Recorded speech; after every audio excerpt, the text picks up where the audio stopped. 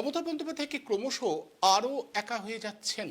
আজ যেটা আমরা দেখলাম যে মমতা বন্দ্যোপাধ্যায়ের একান্ত অনুগত বলে কিছুদিন আগে পর্যন্ত যিনি পরিচিত ছিলেন সেই কল্যাণ বন্দ্যোপাধ্যায় তিনিও বেসুরো গাইতে শুরু করেছেন এবং একই রকমভাবে তার অভিযোগও নির্দিষ্ট করে অভিষেক বন্দ্যোপাধ্যায়ের বিরুদ্ধে। তার বক্তব্য, অভিষেক বন্দ্যোপাধ্যায় যে ঔদ্ধত্য দেখাচ্ছেন তাতে মমতা বন্দ্যোপাধ্যায়ের সঙ্গে থেকে কাজ করা অসম্ভব। পরিষ্কার তিনি নিদান দিয়েছেন যে মমতা বন্দ্যোপাধ্যায়কে ঠিক করতে হবে, তিনি অভিষেক বন্দ্যোপাধ্যায়কে যদি স্বপদে রাখেন তাহলে তার সঙ্গে তিনি থাকবেন কিনা ভাববেন। অর্থাৎ আবারও মমতা বন্দ্যোপাধ্যায়ের নেতৃত্বাধীন তৃণমূল কংগ্রেস একটা ভাঙন আসছে কিনা তা নিয়ে সংশয় তৈরি হলো। বিষয়টা হচ্ছে, অভিষেক বন্দ্যোপাধ্যায়ের বিরুদ্ধে যে সিআইডি মামলাটা চলছে বিধায়কদের জাল সই করা নিয়ে, সেই মামলার আইনজীবী হিসেবে কল্যাণ বন্দ্যোপাধ্যায়কে নিয়োগ করা হয়েছিল। আচমকাই কল্যাণ বন্দ্যোপাধ্যায়কে সরিয়ে দিয়ে, কল্যাণ বন্দ্যোপাধ্যায় এবং তার ছেলেকে সরিয়ে দিয়ে অন্য একজন আইনজীবী নিয়োগ করা হয়। সেটা আগে থেকে কল্যাণ বন্দ্যোপাধ্যায়কে জানানোই হয়নি। ফলত কল্যাণ বন্দ্যোপাধ্যায় খুব অপমানিত বোধ করেছেন। তার মনে হয়েছে এটা তার পক্ষে খুব অপমানজনক। তিনি পরিষ্কার জানিয়েছেন একজন সিনিয়র আইনজীবী হিসেবে এই ধরনের ঔদ্ধত্য তিনি বরদাস্ত করবেন না এবং এক্ষেত্রে অভিষেক বন্দ্যোপাধ্যায়ের ঔদ্ধত্যকেই ইঙ্গিত করছেন কল্যাণ বন্দ্যোপাধ্যায়। বারবার করে ঘুরে ফিরে যেটা আসছে যে অভিষেক বন্দ্যোপাধ্যায় রাজনীতিতে নবীন হওয়া সত্ত্বেও যেভাবে তিনি একটা তৈরি করে দেওয়া জমিতে বসে পড়েছেন, তার ফলে কি তিনি বুঝতে পারছেন না যে যারা সিনিয়র, যারা অনেক দিন ধরে রাজনীতি করছেন তাদের কিছুটা পরিসর দিতে হয়, তাদের কাজকে সম্মান জানাতে হয়। এই বিষয়টা কিন্তু বারবার করে আসছে। এত বড় একটা বিপর্যয়ের পরেও সেই ধারণা বা সেই অনুভূতি যদি তার মধ্যে জন্ম না নেয় যে বিপর্যয়টা এসেছে তার পরিপ্রেক্ষিতে তো নতুন করে শিখতে হবে, সেই শেখার কোনো লক্ষণ অভিষেক বন্দ্যোপাধ্যায়ের মধ্যে নেই। সেটাই কল্যাণ বন্দ্যোপাধ্যায় আজ খুব সোচ্চারে বলেছেন। ফলত মমতা বন্দ্যোপাধ্যায়ের রাজনীতি অভিষেক বন্দ্যোপাধ্যায়কে সঙ্গে নিয়ে চললে আরও খাদের কিনারায় গিয়ে দাঁড়াবে কিনা সেই প্রশ্নটা উঠছে। আমরা গোটা বিষয়টার উপর আলোকপাত করব, কেন এমনটা হয়। অভিষেক বন্দ্যোপাধ্যায়ের রাজনীতির সমস্যা হচ্ছে তিনি একেবারে গোছানো একটা জায়গা পেয়েছিলেন। যতদিন ক্ষমতায় ছিলেন, ক্ষমতার অলিন্দে থেকে ক্ষমতার চেয়ারে বসে তিনি যাবতীয় কিছু করেছেন, কিন্তু সত্যিকারের রাজনীতি করতে হলে যে চ্যালেঞ্জ নিতে হয় সেটা কি তিনি রপ্ত করতে পেরেছেন? এখানেই বোঝার যে তিনি আসলে ওঠাপড়া রাজনীতির সাথে খুব পরিচিত নন। এখানেই নতুন করে তাকে শিখতে হবে। যদি না শিখতে পারেন তাহলে কিন্তু মমতা বন্দ্যোপাধ্যায়ের জন্য আরও বড় বিপদ অপেক্ষা করছে। পাশাপাশি আজ যে বিষয়টা নিয়ে আলোচনা করব তা হলো, একের পর এক হকার উচ্ছেদ নিয়ে বিতর্ক চলছে। নতুন সরকার এসেই হকার উচ্ছেদের প্রসঙ্গটা এনেছেন। অনেকেই বলছেন বেআইনিভাবে দখল করে বসে থাকা। আমরা এটাকে একটু অন্যভাবে বোঝবার চেষ্টা করব। সত্যি কি তাই? আদালতকে এমনটা বলে যে পুনর্বাসনের ব্যবস্থা না করে যে কাউকে হটিয়ে দেওয়া যায়, বা রাষ্ট্র তার নাগরিকদের দায় দায়িত্বকে সম্পূর্ণ হাত তুলে নিতে পারে, এমনটা হয়? এমনটা হওয়া সম্ভব? মানবাধিকার বলে তো একটা কথা আছে, সেই বিষয়টা কি লঙ্ঘন করা হচ্ছে না? আমরা দুটো বিষয়ের উপরেই আজ আলোকপাত করব। আলোচনার জন্য এই মুহূর্তে আমার সঙ্গে রয়েছেন সাংবাদিক রূপম চট্টোপাধ্যায় এবং শ্যামল কুমার মিত্র, সরকারি কর্মচারীদের যে সংগঠন তার একটা অংশী তিনি, এবং তিনি লড়াইয়ের মধ্যে রয়েছেন দীর্ঘদিন ধরে। আমি রূপম চট্টোপাধ্যায়ের কাছেই প্রথম আসি। রূপমবাবু, আপনার কাছে আমার জিজ্ঞাসা যে মমতা বন্দ্যোপাধ্যায় যেভাবে নিঃস্ব হচ্ছেন এবং যেভাবে তার ভ্রাতুষ্পুত্রের বিরুদ্ধে একের পর এক অভিযোগের আঙুল সবাই নির্দেশ করছেন, এখন এবার কল্যাণ শূন্য মমতার বাগান হবে কি না সে নিয়েও একটা সংশয় তৈরি হয়েছে। এখন কি মমতা বন্দ্যোপাধ্যায়ের এই উপলব্ধির জায়গায় আসা সময় হয়নি যে আসলে তার ভুল হচ্ছে, তিনি ক্রমশ নিঃস্ব হচ্ছেন, সমস্যার উৎসটা বুঝতে কি তার খুব অসুবিধা হচ্ছে যে এই সমস্যাটা যদি তিনি কিছুদিনের জন্য সরিয়ে দেন শপথ থেকে, তাহলে সেটা কি খুব অসম্ভব? তাহলে তো তিনি একটা অন্য বার্তা দিতে পারেন, দিচ্ছেন না কেন? কোন মনস্তাত্ত্বিক জায়গা থেকে এমনটা হয় যে এইরকম দলগুলোতে পরিবারতন্ত্র এভাবে গেড়ে বসে কিভাবে? বাহ, পরিবারতন্ত্রটা ভারতীয় রাজনীতিতে নতুন কিছু নয়। একদমই। কংগ্রেস ঘরানায় ছিল, দক্ষিণ ভারতের ঘরানাতেও আমরা দেখেছি। আমরা মুলায়ম সিং যাদব, অখিলেশ যাদব ইত্যাদি দেখেছি। বা লালু প্রসাদ, তো আমরা দেখলাম যে তার যে ছেলে তারাও একইভাবে ওইভাবেই এসছেন।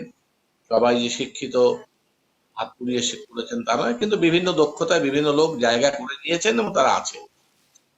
কিন্তু অভিষেকের ব্যাপারটা একটু আলাদা এই কারণে বলছি, বিজু পটনায়কের ছেলে হিসেবে নবীন পটনায়ককে যেমন তুলে ধরা যায়, গর্বের সাথে বলা যায় যে একটা ছেলের মধ্যে হয়েছে, তার শিক্ষা দীক্ষা আবহাওয়া কিছুই আলাদা। কিন্তু অভিষেক সেই অর্থে স্পয়েল চাইল্ড, নষ্ট বাচ্চা বলতে যা বোঝায় অভিষেক তাই। এবং মমতা বন্দ্যোপাধ্যায় অনেক জেদ আছে, ত্যাগ আছে, তার পরিশ্রম আছে, কিন্তু একই সঙ্গে তার অপরিসীম অজ্ঞতা আছে। অর্থাৎ পরিবেশ পরিস্থিতি সমাজ দেশ এটা নিয়ে সামগ্রিক এই ভাবনার মধ্যে তার অজ্ঞতা অপরিসীম। ফলে যেটা হয়েছে, আপনারা এটা সবাই জানেন যে শুভেন্দুর জায়গাকে ছোট করে দিয়ে ছেটে দিয়ে অভিষেকের উত্থান হচ্ছে। এবার অভিষেকের উত্থানের মধ্য দিয়ে কিন্তু তৃণমূলের একটা অংশ তারা বেরিয়ে গিয়েছে। এবং এই শুভেন্দু, আপনি যদি ভিডিওগুলো দেখেন, যখন সে তৃণমূল করতো তখন বিজেপির এগেনস্ট অনেক কিছু বলেছে, এটা সাম্প্রদায়িক দল, এটা ধর্মীয় দল, এটা দল ইত্যাদি। তাদের ক্রিয়াকলাপ তীব্র সমালোচনা, এবং সেটাকে পুঁজি করে রূপমবাবু, শুভেন্দু অধিকারীর রাজনীতির যে পূর্ব পরিচয়, তার পরিবারের মধ্যে স্বাধীনতা আন্দোলনে সেই মেদিনীপুর তাম্রলিপ্ত সরকার, তার একটা ঐতিহ্য ছিল, মানে স্বাধীনতা, যেটা বিজেপির সঙ্গে যায় না। হ্যাঁ, মানে ওর যে উত্তরাধিকার বহন করছে তাতে বিজেপির সাথে কোনো সম্পর্ক থাকার কথা নয়, একেবারে বিপরীত দর্শন একটা, এবং সেভাবেই সে কাজ করছে। কিন্তু যেহেতু সামগ্রিকভাবে তৃণমূল দলটার কোনো মতাদর্শ বলে কিছু নেই, এবং দলটা যারা করেছেন এতদিন ধরে তারা বিভিন্নভাবে সুযোগ সুবিধে নেওয়ার জন্য তৃণমূল দলটা করেছে, এবং বামপন্থীদের বিরুদ্ধে যে ব্যাপক মানুষের ক্ষোভ এবং বৃত্তিষ্ঠা তৈরি হয়েছিল বিভিন্ন কারণে, সেইগুলোকে কাজে লাগিয়ে মমতা বন্দ্যোপাধ্যায় ক্ষমতায় এলেন। এবং সেই ক্ষমতাতে শুভেন্দু কিন্তু খাপ খেয়ে গিয়েছে। কারণ এবং শুভেন্দু যেটা ধরুন, ও বলছে নিয়োগ দুর্নীতিতে যুক্ত ছিল, নারদাতে যুক্ত ছিল, বিভিন্ন জায়গায় পদাধিকার যেগুলো বন্টন করা হতো ব্লক স্তর থেকে জেলা স্তর পর্যন্ত, সেখানেও টাকা পয়সা নিত। এটা তো বিজেপিতে তৃণমূলের একটা ঘরানা, যে কারণে মমতা বন্দ্যোপাধ্যায় ইন্দোরে বলেছিলেন সভা করে যে ভাই 75 ভাগ দলকে দাও, 25 ভাগ তোমরা দাও। তিনি কখনোই কিন্তু তোলাবাজির বিরোধিতা করেননি, তোলাবাজিটাকে দলের একটা কর্মসূচি হিসেবেই নিয়েছে। এই পরবর্তীকালে এক সাংসদকে দেখেছি, তিনিও জেলায় জেলায় গিয়ে বলেছেন যার কাছে যা আছে, ব্যাংকে যা আছে, বাড়িতে যা আছে, হাতে যা আছে, সবকিছু মিলিয়ে 25% নিজের কাছে রেখে দাও, 75% দলকে দিয়ে দাও। ফলে এইটা এরকম একটা ঘোষণা এখন ওই স্তর থেকে, এবং জেলায় জেলায় ঘুরে ঘুরে তার একজন বিশিষ্ট সাংসদ গিয়ে বলছেন, এটা কিন্তু ভারতবর্ষে কোনো রাজনীতিতে কখনো দেখা যায়। যে যা করেছে করেছে। চুরি করাটা যে গর্বের, চুরি করাটা যে অহংকারের, চুরি করাটা যে একটা অধিকার, এটা মমতা বন্দ্যোপাধ্যায় প্রতিষ্ঠা করেছে। ফলে যেটা হলো, এই যে আজকে আমরা যাদেরকে দেখতে পাচ্ছি, বিভিন্ন খুচরো সমস্ত কাউন্সিলর থেকে শুরু করে ছোটখাটো পদাধিকারী সবাই চোর। তার একটা বড় কারণ হচ্ছে এই দলটা কিন্তু চুরিটাকে গোটা দলের একটা অন্যতম হাতিয়ার হিসেবে কাজ করে। এবং উনি মমতা বন্দ্যোপাধ্যায় একটা ধারণা ছিল যে যত পচা, যত বোগাস লোকজন আমার সঙ্গে আসবে তাদের আনুগত্য সবথেকে বেশি থাকবে। যে যত পচা, অনুব্রতর যে আনুগত্য থাকবে, সৌগতরা সে আনুগত্য থাকবে না। এটা উনি জানতেন। একজন অধ্যাপকের যে আনুগত্য, তার চাইতে যে ব্লকের প্রেসিডেন্ট, যার সেভাবে শিক্ষা দীক্ষা নেই, তোলাবাজি করে ওটা থেকে টাকা পয়সা তুলে খায়, তার আনুগত্য অনেক বেশি থাকবে। তো এই কারণেই গোটা দলটার মধ্যে এটা ছিল। এবং মমতা বন্দ্যোপাধ্যায় যার এইটা থেকেই কিন্তু আসে, তাহলে এই তোলার যে টাকাটা, এই যে হাজার হাজার কোটি টাকার গল্প এখন শোনা যাচ্ছে, এই টাকাটা কি হবে? সেটা কি অন্য লোক এসে খেয়ে নিয়ে যাবে? হয় না। নিজের লোক, নিজের সন্তান, নিজের কাছের লোক, সে খাবে। তো মমতা বন্দ্যোপাধ্যায় সেই ভাবনা থেকেই অভিষেক বন্দ্যোপাধ্যায়কে তুলে এলেন, এবং তুলে নিয়ে এলেন। শুধু তাই না, তাকে একটা সর্বভারতীয় তৃণমূল কংগ্রেস, অর্থাৎ যে তৃণমূল কংগ্রেসের পশ্চিমবঙ্গ ছাড়া বাইরে সেভাবে কোনো অস্তিত্বই নেই, হ্যাঁ, শুধু কংগ্রেসের ভোট কাটার জন্য বিভিন্ন জায়গায় ওরা প্রার্থী দেয়, তারা করতে সেই দলেরই সাধারণ সম্পাদক। এবার ফলে যেটা হতো, যে যেটার উপযুক্ত নয় তাকে যদি সেই জায়গাটা বসিয়ে দেওয়া হয়, তাহলে সে যেটা করবার অভিষেক সেটাই করেছে, কখনো আই প্যাক দিয়ে, কখনো নিজের প্যাক দিয়ে, যেখান থেকে যে পারে। এবং ভাষা, তার ভঙ্গিমা, তার যে বডি ল্যাঙ্গুয়েজ নিয়ে মানুষের কাছে তিনি একটা আস্থান এবং একটা সুশিক্ষিত, ভদ্র, রুচিশীল রাজনীতিক হিসেবে নিজেকে তুলে ধরতে অভিষেক ব্যর্থ হয়েছে, এবং সেইভাবে সে কাজকর্মগুলো করেছে। এবার ধরুন উল্টো দিক থেকে অন্যেরা হয়তো নানাভাবে সুযোগ সুবিধা নিয়েছেন, লক্ষ লক্ষ টাকা কামিয়েছেন, সব হয়েছে, কিন্তু তারা তো বহুদিন থেকে তৃণমূল দলটা করছে। ফলে সেই দলটা আছে, কল্যাণ ব্যানার্জির সাথে তৃণমূলের যা সম্পর্ক, অভিষেকের তো সেই সম্পর্ক নয়। ঠিক এখানে আমি একটু দেখাই কল্যাণ বন্দ্যোপাধ্যায় কি অভিযোগটা করছে, যদি দেখে তাহলে আপনার আলোচনা করতে সুবিধা হবে। একেবারে কল্যাণ বন্দ্যোপাধ্যায় যে অভিযোগটা করছেন, তার ক্ষোভ, তার উষ্মা প্রকাশ করছেন, আমি পিসিআরকে বলবো যদি একবার দেখানো যায়। আমি আর কি বলবো, যদি একটা arrogant Abhishek Bandyopadhyay air condition ঘরে থাকার ছেলে, অভিষেক বন্দ্যোপাধ্যায় তো আর জানে না কত পরিশ্রম করতে কি করতে হয়, ও সবাইকে ধরে নিয়েছে ওর ক্যামাক স্ট্রিটের এমপ্লয়ি। হবে না এসব, আমি পারবো না, আমিও সহ্য করতে করতে একটা সময়ের একটা এসে গেছি। 2022-এ আমি এই কথা বলেছি, আপনাদের সবাইকার কাছে সেই ভিডিও আছে, নতুন করে আমি কিছু বলছি না। আজকে এই বিপদের দিনে দাঁড়িয়ে আমি দিদির পাশে আছি, তাকে পর্যন্ত কিভাবে রেসপেক্ট করতে হয় সে জানে না। সে যদি না জানে আর তাকে জানতে হবে না।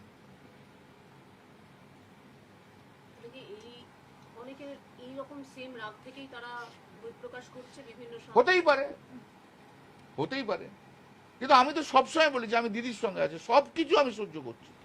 কিন্তু সহ্য করার পরে অভিষেক ব্যানার্জি যদি এইরকম কাজ করে, অ্যারোগেন্সি দেখায়, হুইমজিক্যাল হয়, সবাইকে এমপ্লয়ি ধরে নেয়, তাহলে করা সম্ভব নয়। মমতা দিও বেছে নিক, কি করবে? অভিষেককে নিয়ে থাকবে, না আমার মতো যারা অভিষেকের প্রতি যারা ক্ষুব্ধ তাদের নিয়ে থাকবে? This is hard decision to take.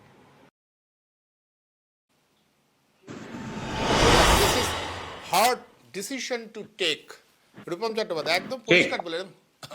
ব্যাপার, হ্যাঁ, এখন ব্যাপার হচ্ছে যে কল্যাণ বন্দ্যোপাধ্যায় একজন পুরখা রাজনীতিক, তার কল্যাণ বাবুর মুখের ভাষা খারাপ, ব্যবহার আরো খারাপ, সবই মানলাম, আমি তার ভুক্তভোগী একেবারে সরাসরি। কিন্তু ওনার যে তৃণমূলের প্রতি কমিটমেন্ট, এটাতে তো কোনো ঘাটতি নেই।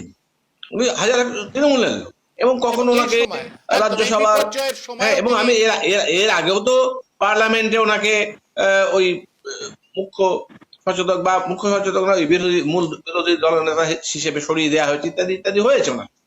এবং সেগুলো যে খুব ঠিক হয়েছে বলে আমরা অন্তত মনে করি না, বাইরে থেকে সাংবাদিক হিসেবে আমরা অন্তত মনে করি যার কল্যাণবাবুর যেটা প্রাপ্য সেটা কল্যাণবাবুকে দেওয়া উচিত।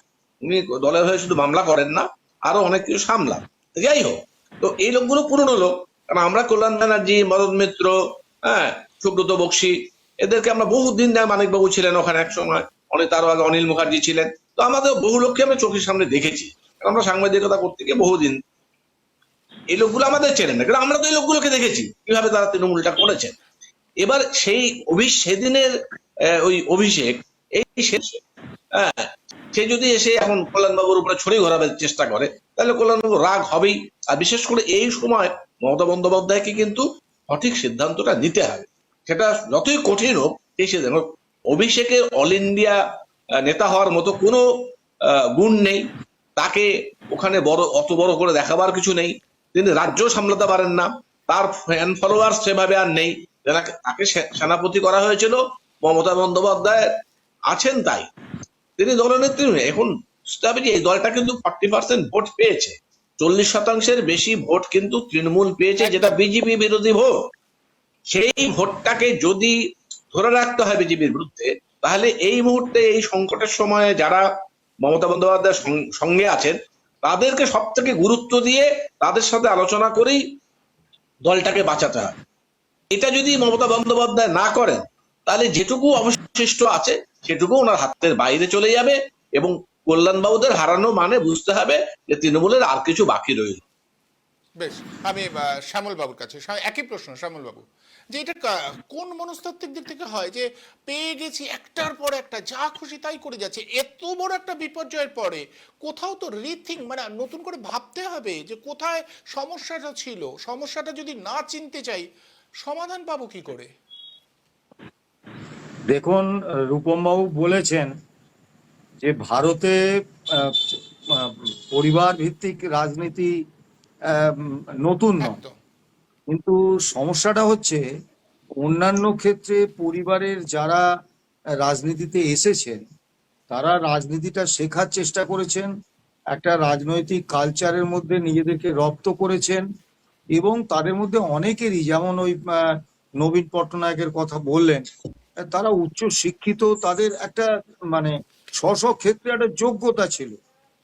কিন্তু অভিষেক বন্দ্যোপাধ্যায় তার শিক্ষাগত যোগ্যতা শুনেছি হায়ার সেকেন্ডারি, তারপরের যে যোগ্যতাগুলো নিয়ে অনেক প্রশ্ন আছে। আইআইপিএম থেকে যেটা ডিগ্রিটা পেয়েছিলেন সেটা ভুয়ো, একদম পরিষ্কার, কোনো রাগঢাক নেই, আমরা জানি হ্যাঁ, একদম। ইয়েটা একদম হ্যাঁ, ভুয়ো ডিগ্রি। তা তিনি মানে প্রথমেই একটা অল্প বয়সী ছেলে, তার শিক্ষাগত যোগ্যতাটা একেবারে চুরি করা, এটা তো মানে খুব দুর্ভাগ্যের।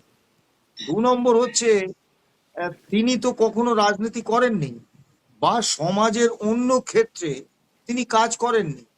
আবার কোন একটা বিশেষ ক্ষেত্রে, সে শিল্প, সাহিত্য, শিক্ষা বা অন্য কোনো জায়গায় সমাজসেবা, সেখানেও তার কোনো ভূমিকা ছিল না।